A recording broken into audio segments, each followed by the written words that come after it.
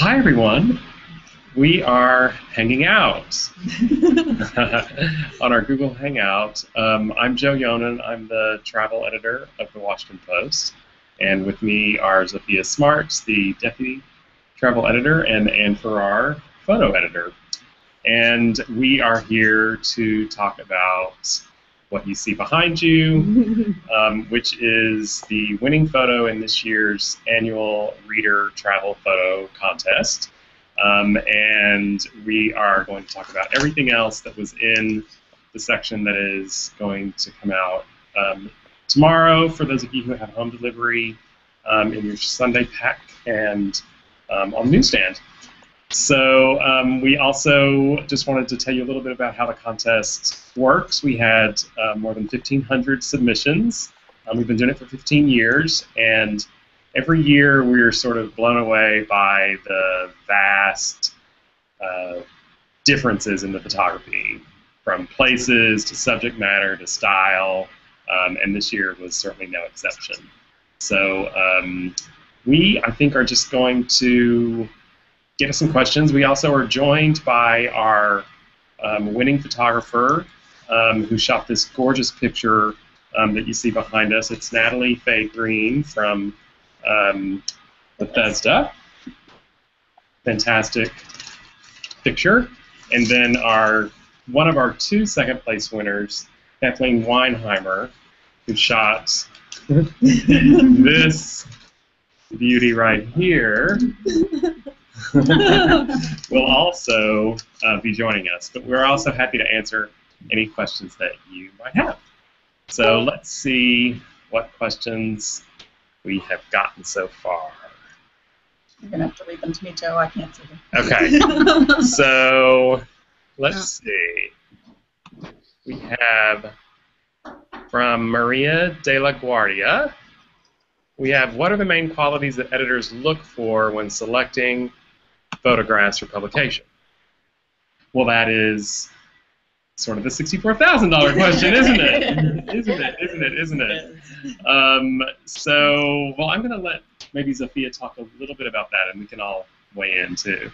The qualities we look for. Well, every contest, as you know, includes an element of subjectivity. We look for beautiful photographs. We look for photographs with a special angle, a different take on a scene. We get lots of sunset photos, and a lot of them are beautiful, but they're, especially because we get so many sunset photos, the ones that we select have to have some unique element or some special way of being viewed, you know, special composition, angle. Anne can talk about this better than I can. Why don't you ask me? Well, I am curious. I do want to hear what Anne has to say. Absolutely. When you initially look at pictures, it's almost a gut impact of, does it take your breath away? Where do you look at in the picture, especially with our winner, which is a really beautiful scene. It was toned in black and white, which you would think, oh, well, maybe travel isn't so great in black and white, but the way this image came out in its simplicity and its beauty, it's really almost taken to another level in black and white. I'm wondering what it would look like in color, but by the fact that we did get it in this way, and the way it was toned, the photographer didn't go over the top in the clouds, didn't try to make the clouds something that they weren't perhaps there. It's really stark and elegant in the way it was captured, in the way that you don't have the entire house there as well. It kind of makes you wonder, what's the story behind this picture? And I think when we're looking for images and what's going to excite us in pictures is, where does that take me in my mind? Do I want to go there? Is it something that I can kind of bring a storyline and I can think about, oh, if I went to this place, you know, what could I encounter and what would I perceive, and would it be exciting to take a step through that grass and find out what's on the other side of the hill? Maybe we should have Natalie talk about what she saw, I and would she love took the to. picture, and what she was I would love to hear that. Trying to get across. Sure. Can you guys hear me okay? Can you hear me? Yes. Okay, awesome. Great. Well, first of all, I just want to say thank you. I'm flattered and honored. And Kathy, I think your image is gorgeous. It's truly stunning, and I can't wait to see it better. Oh, thank you. But so with this image, I saw it, and I have to tell you that the day I saw it on was not my best day. I was traveling with 2 small children and my husband, and we had kind of the difficulties that you have sometimes with small kids. But we stepped out of the car, and this is actually in the Oregon Inlet in the Outer Banks of North Carolina. And I saw this house from the parking lot, and it just struck me as something that was so timeless that it could have been just like that 50 years ago. And I loved the way that the dune and the clouds came together to make it so dynamic.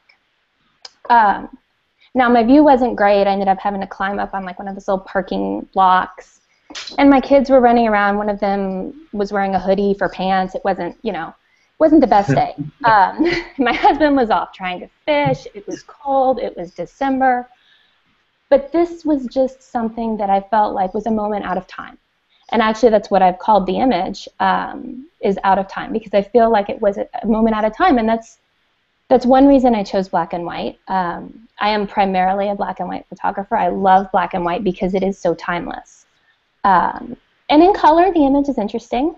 I have it, but it's not the same. It doesn't have the same sense that time stopped, if you know what I'm saying.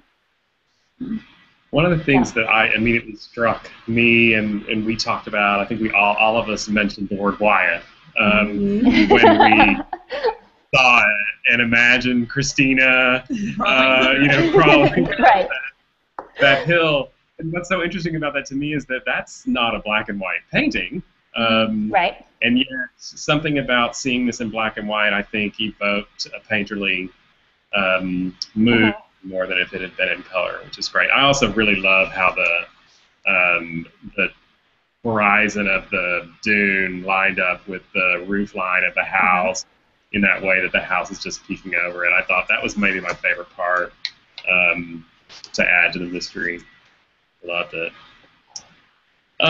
Okay, well, let's look at another question real quick. Let's see.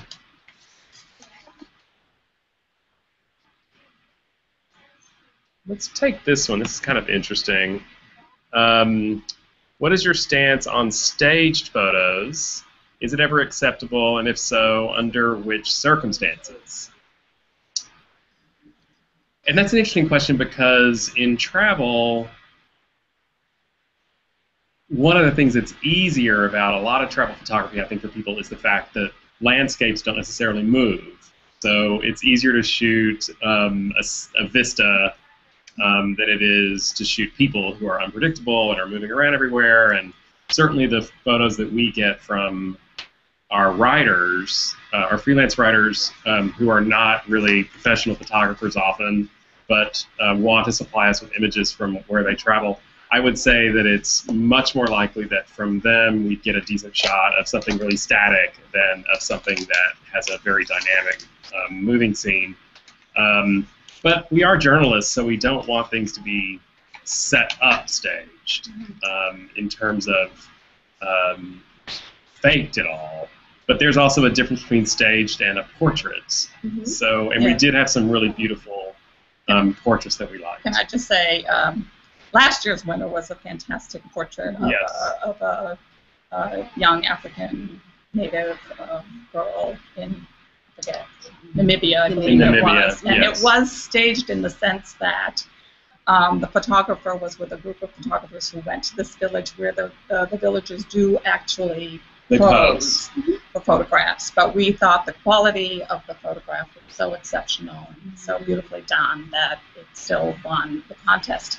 And then this year we have 2 photos that we wondered about. This one, there you go. Down here, this one. We wondered whether it was staged or not. The photographer hadn't said anything in his comments about that, but we decided whether it was staged or not, it was just beautiful. really beautiful, beautifully done, even if posed. And so we moved it up into the winners. Turns out it was not staged. The photographer said he was walking down this mountain in Indonesia and happened to see this man and his horse and just took the shot, and there it is, and it's beautiful. And the other one was this one of the grandmother and her child in Zimbabwe. It was posed, but again, I find it perfectly acceptable to have a portrait. It gives a sense of place as well, and the kind of people you may encounter wherever you may be traveling. So if it feels like a portrait, I think it's fine to, if you call it staged or a portrait, whatever terminology you choose to use, I think it's completely acceptable for the travel section to have that. Yeah. I think a good example of something that we wouldn't have wanted to have been staged or would have probably penalized it would have been this photo you can see here, which is a beach photo at while a storm was approaching, and the photographer caught, as everyone was sort of leaving the beach because of the impending storm, there was one sole intrepid beach lover who decided that he wasn't going to budge, and that's what we loved about that photo. Now, if we had found out or suspected that she had just gone out, he or she had just gone out to take the picture and had seen this storm and had told her son or daughter or husband or friend to go out there and put that chair in just the right spot and move it back and move it forth and move it to the side, I don't think it would have been among our finalists. So that's an interesting difference. So let's check another question here, and then I want to hear from our second place. We have a lot of questions from Maria de la Guardia. She's very curious about things. Thank you. Let's see.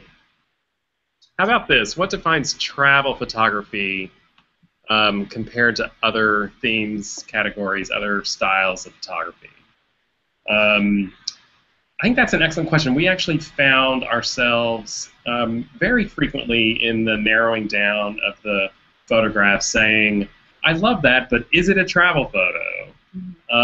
If it's a butterfly in your backyard, it's not a travel photo. That's not, that trip wasn't far enough. Eliminated. That's not a far enough trip. Yeah, you don't have to go that far, but you have to go farther than your backyard. Nor even the cherry blossoms if you live on Capitol Hill. That's still not a travel photo. It feels like not a travel photo. Yeah. There's a certain serendipity, I think, that even though we were just talking about portraits, there's still a certain serendipity, I think, that comes with a travel photo. Even the photo from last year that Zofia was talking about, it was serendipitous that they happened to see that woman on that trip. So I think it evokes a strong sense of place, obviously, and it makes you want to go there. It makes you want to see it. Do you have any other travel photo thoughts? And sources a lot of photos for us for the weekly section from a variety of sources. So she sees many, many travel photos and non-travel photos. I think when I'm looking for travel photos, I really am looking for something that makes me want to go or truly reflects the location without it being too confined or perfect. Sometimes, say, if I'm looking for a travel picture and I'm looking on a visitor's website or something like that, the pictures are almost, they are staged in a little bit too perfect. I want to have maybe that sense of imperfection because life isn't perfect, and everywhere we go, nothing is really perfect, and I think imperfections are almost beautiful in their own right. So when I'm looking for travel pictures, maybe a sense of whimsy or a sense of something in the background that's happening that is completely unexpected is what I'm looking for. I think the swans is a good example of a photo where you might say, well, how is that a travel photo? It's just a bunch of swans on a river or whatever.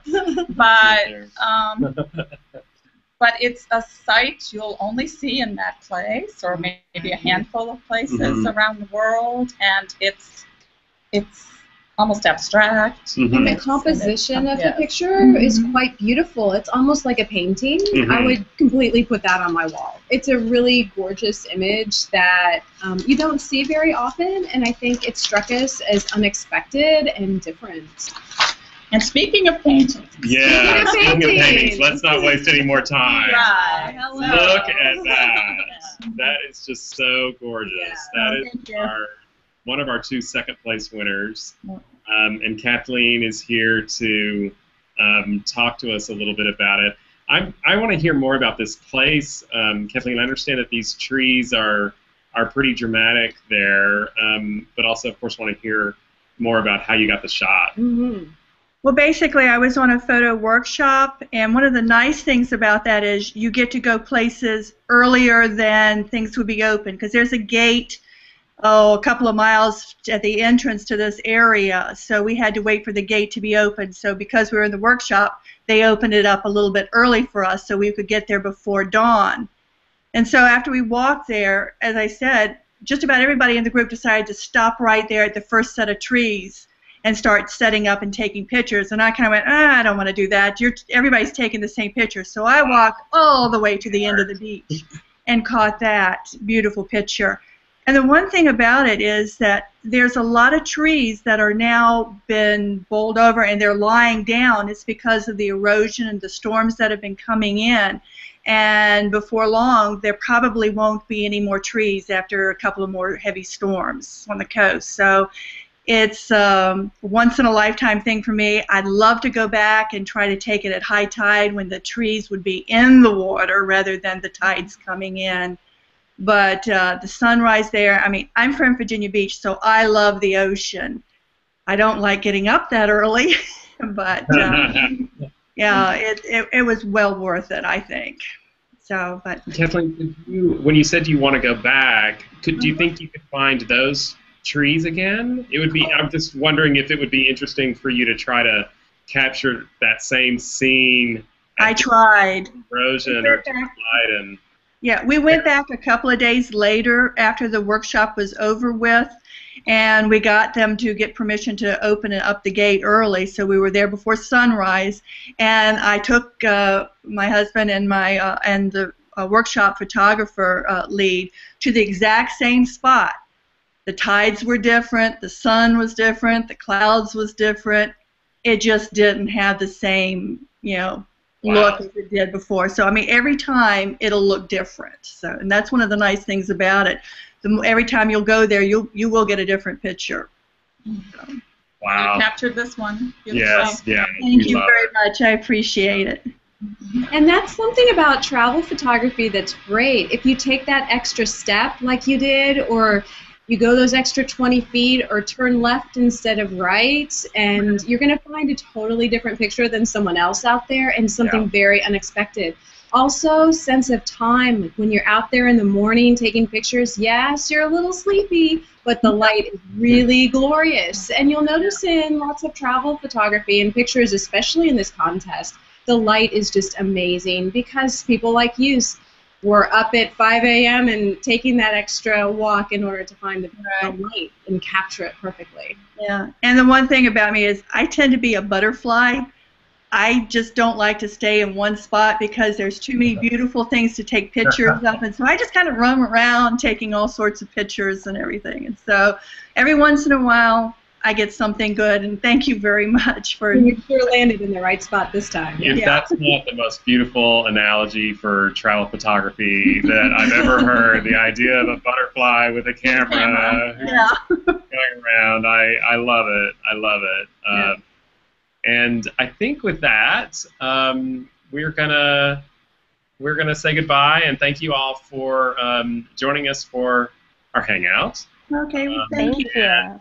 Thank you for your questions, and thanks to these two for such great photography. And we can't wait all our winners and yes, all our finalists and everyone who's submitted. Thank you so much, and we can't wait to see what you guys come up with next year. Okay, thank you very much. Have a good day. Thank you. do this.